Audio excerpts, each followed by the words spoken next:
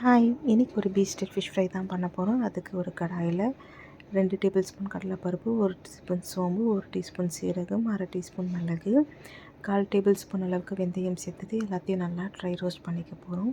அது கூடவே காஞ்ச மிளகாவையும் சேர்த்து அதையும் நல்லா வறுத்துக்க போகிறோம்.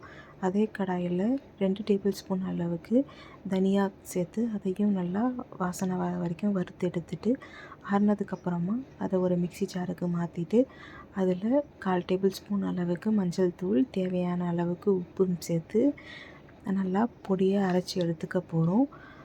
மீனை பார்த்திங்கன்னா மசாலா தடவி நல்லா 1 மணி நேரம் ஊற வச்சுக்க போகிறோம். ஊறின மீனை எடுத்து நம்ம அரைச்சி வச்சுருக்க பொடியில் மிக்ஸ் பண்ணி எடுத்துக்க போகிறோம்.